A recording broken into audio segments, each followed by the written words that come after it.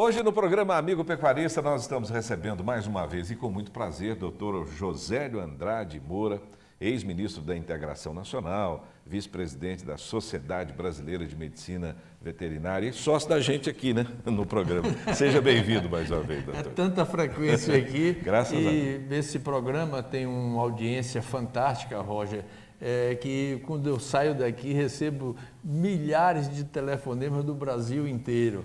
É bastante visto, ouvido e comentado pelos amigos pecuaristas do Brasil. E aliás, Dr. Josélio, ele contribui muito para o nosso programa, com ideias, com informações, enfim. Ele é aquela enciclopédia que a gente recorre quando precisa de algum assunto técnico. O Dr. Josélio é um dos médicos veterinários que mais estudam nesse Brasil, um dos maiores conhecedores da medicina veterinária, não só no Brasil, como o senhor é um viajandão também, né? O senhor viaja muito pelo mundo, né? Pois é, Roger, a gente tem que realmente procurar as informações na sua fonte, na sua origem, porque é bastante diferente a gente ler o Código Zoossanitário Internacional e interpretar. Outra coisa é você ir às reuniões da OIE, que é a Organização Mundial de Saúde Animal, e participar dos debates que geraram as mudanças. São coisas diferentes. Como também o debate sobre os mais importantes temas da sanidade animal do mundo. Então, é uma coisa que lhe dá uma condição melhor de auxiliar, de assessorar o governo, como também as entidades privadas do Brasil, sobre os temas que estão na ordem do dia da sanidade animal no mundo. O senhor esteve agora, recentemente, na Europa, participando dessa reunião da OIE, né? Em que esteve também o ministro Blairo Maggi, em que o Brasil foi certificado como livre da febre aftosa com vacinação. Como é que o senhor viu esse encontro? Que lição que o senhor trouxe para que a gente divida com os amigos? Uma coisa interessante hoje, essa foi a 86ª reunião da OIE.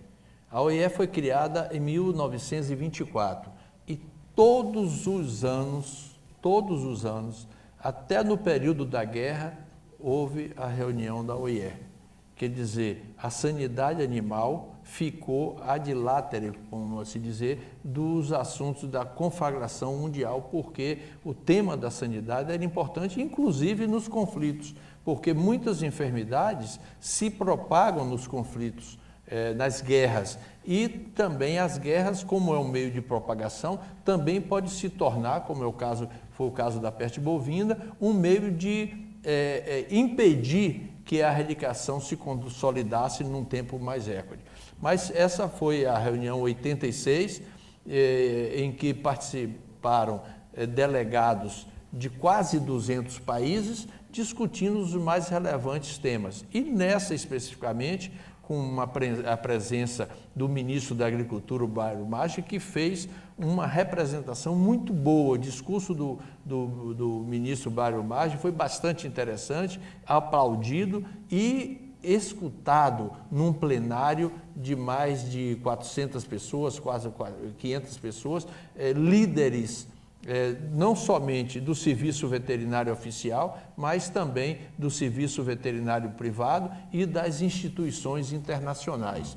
E o Brasil marcou um tento porque foi reconhecido pela OIE como livre de febre aftosa todo o território nacional, ainda com a prática da vacinação, exceto o estado de Santa Catarina, que há quase 20 anos não se tem notícia e que já suspendeu a vacinação de uma forma consolidada, com um serviço veterinário bastante exemplar para o Brasil e para os demais países da América Latina e de outros continentes também. Agora, muita gente nos pergunta sempre, que seria até interessante a gente abordar isso. Então tá, o Brasil vacina o gado e não tinha essa certificação, agora é livre com vacinação. O que muda efetivamente na prática com essa certificação, doutor José? Bom, Roger, esse é um passo importante para a certificação plena de Brasil livre de aftosa.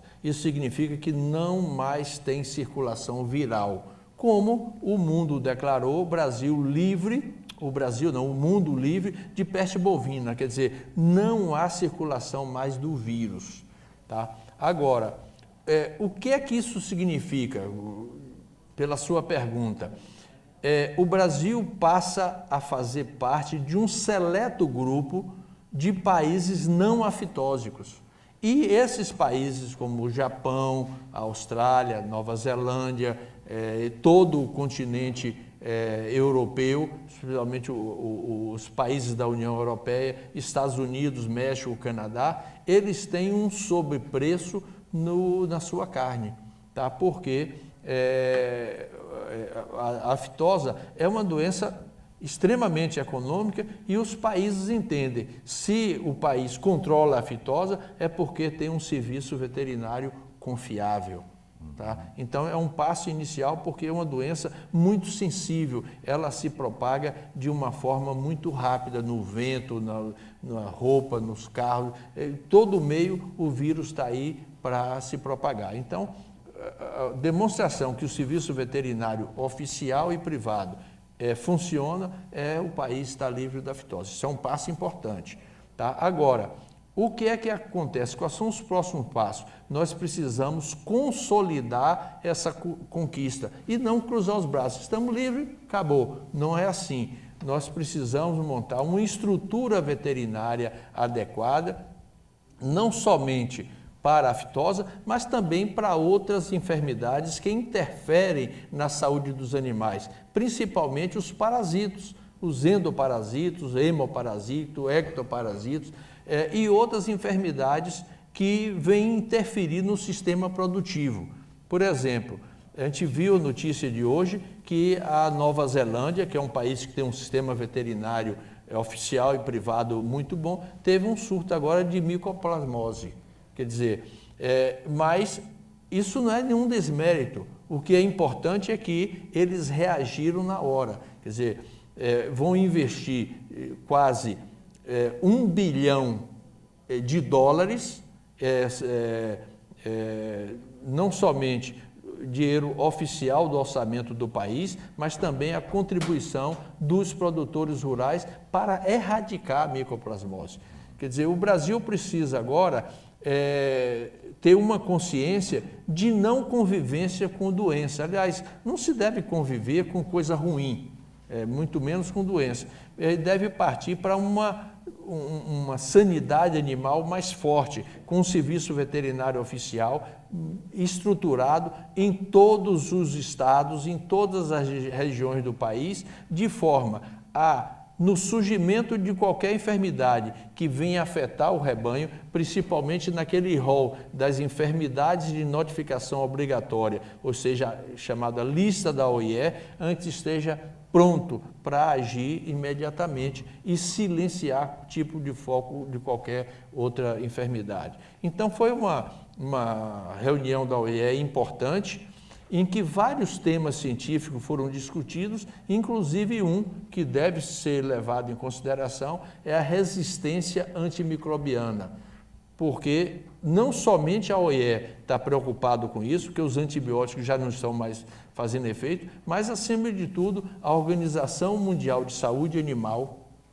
está preocupada, a Organização Mundial de Saúde, porque os hospitais já não estão encontrando mais solução para as diversas enfermidades que está acometendo o ser humano. E um dos mecanismos de resistência é o uso inadequado na veterinária de antibióticos, de forma irresponsável, até, vamos botar esse termo entre aspas, irresponsável, o uso sem necessidade para suprir falta de higiene adequada nas instalações pecuárias do país. Agora, esse rigor que foi e é estabelecido no Brasil no controle da aftosa, ele não há também, nesse outro sentido, no controle de medicamentos antimicrobianos? Sim. O que acontece, Roger, o Ministério tem um departamento específico para o controle de fármacos veterinários, insumos veterinários, rações, sais minerais, etc.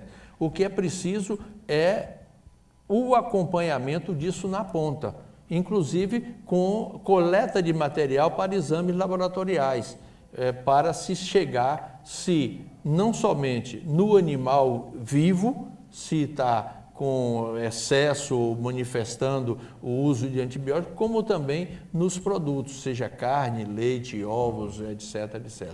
Então, é preciso ter uma atenção, porque vai chegar um ponto, se assim continuar, que nenhum antibiótico, nenhum antimicrobiano vai fazer efeito no ser humano. Então, esse é um alerta grande.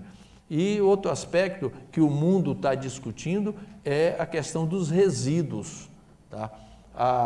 O uso de produtos veterinários, como também o uso de produtos agrícolas, deve ter responsabilidade e não fazer um cruzamento de um com o outro. Usar produtos veterinários na medicina humana, como também não se deve usar produtos agrícolas para fins de prevenção das diversas doenças que acometem as culturas vegetais de valor econômico, utilizar na pecuária. Quer dizer, isso, o mundo está assustado com isso, porque são coisas diferentes. Talvez até o produto, quer dizer, ativo seja o mesmo, mas os coadjuvantes são diferentes. Um é para a pecuária e outro é para a agricultura, e não se pode fazer esse uso invertido de um com o outro. E a legislação no Brasil, nesse sentido, ela é rigorosa? Quer dizer, é só para o pecuarista entender, usar produto agrícola nos animais não pode, e aí eu entro com a pergunta, a legislação é rigorosa nesse sentido? A legislação é rigorosa e o Ministério está despertando a atenção para descer isso a nível de propriedade rural, como também dos resíduos, tá? E vem punir, como há pouco tempo suspendeu o uso de ivermectina e outros tantos, porque estava levando resíduos para os produtos na mesa do consumidor. Uhum. Agora, uma outra pergunta, a gente já está com o tempo já meio esgotado, mas acho que dá tempo da gente falar, um assunto que a gente conversava antes de virmos aqui para o ar, é a respeito do carrapato, né? A Champion vive aqui o dia inteiro falando, não, é o controle de carrapato e tal. O senhor dizia que os prejuízos causados pelo carrapato, eles são muito maiores do que de outros parasitos, dos bovinos, sobretudo? Bom, desde o tempo que eu estudava na faculdade, estava na academia, fazendo a graduação em veterinária, que eu ouvia de já cientistas renomados, como o professor Gonzalez e outros tantos, que o prejuízo causado pelo carrapato à pecuária era 2 a 3 vezes maior do que o prejuízo que causava àquela época da febre aftosa. Eles calculavam em 2 bilhões o prejuízo. Tá? Hoje deve ser um valor muito maior, porque naquela época o Brasil tinha 80, 90 milhões de cabeças de gado. Hoje tem 220 milhões de cabeças de gado. E outra, a importância da pecuária no cenário econômico nacional é muito maior hoje do que antes. Tá? Então, a gente tem que ter um pouco de atenção para esses falsos sócios que o pecuarista tem, porque ele é sócio do prejuízo. Quer dizer, ele tira o lucro do produtor. Não somente o carrapato, como outros tantos, a mosca do chifre, a mosca varejeira e outros tantos que são sócios, quer dizer, tira o lucro do produtor rural e causa prejuízo à criação. Já pensou? Quer dizer, se a aftosa, com todo esse rigor, com todo o controle, representa prejuízo, ou a época que a gente tinha problema, o carrapato era mais caro para o pecuarista, e à época também os produtos utilizados para o controle de carrapato ainda funcionavam adequadamente. Hoje ainda tem o problema da resistência. Não é? É isso. Doutor José, eu quero agradecer mais uma vez a presença do senhor aqui. Ficamos felizes demais com a visita que o senhor fez, mais uma reunião da OIE que o senhor participou, mas de nos trazer. Aliás, eu recebi no WhatsApp aqui a foto do ministro, doutor Josélio, com o certificado. O Brasil agora é um país livre de febre aftosa. Agora é aumentar ainda mais o rigor, né? O Brasil tem que se orgulhar dessa grande conquista. Mostrou para o mundo que era possível. Interessante que no início da década de 70, a gente falava em erradicar a aftosa. Você está maluco? Isso é um sonho. quando foi criada a Secretaria Nacional de Defesa Agropecuária, em 1977, o Brasil tinha mais de 12 mil focos de febre aftosa espalhados no Brasil inteiro, mais 12 mil. Tá? E a gente falava em erradicação. Aliás, quem incutiu no Ministério a ideia da erradicação foi um grande sanitarista, José Alberto da Silva Lira, que a gente rende nesse momento a homenagem. Foi o primeiro secretário nacional de defesa agropecuária. E ele, não, vamos erradicar. Não se convive com coisa ruim, ele falava. Nós erradicamos em 1922, 21, 22, a peste bovina no Brasil. Se não isso tivesse acontecido, todo o continente teria peste bovina, porque chegou numa região vital para o Brasil, que é São Paulo. Tá? Nós erradicamos a peste suína africana em 1984 e agora a febre aftosa. Quer dizer, a gente está num caminho de se livrar de um monte de enfermidades que tem incomodado o pecuarista e que tem sido, de qualquer forma, um empecilho para que o Brasil se consolide como grande exportador mundial de carnes. Então a gente pode sonhar também com a possibilidade de erradicar carrapato, mosca, verminose. Impossível é Deus pecar. Obrigado mais uma vez, viu, doutor Josélio? É isso, conversamos com o doutor Josélio Andrade Moura, amigo aqui da casa, um grande médico veterinário, ex-ministro da Integração Nacional também, e é um grande médico veterinário que realmente atua na defesa da pecuária brasileira, dos interesses da pecuária brasileira. Champion, quem usa, recomenda.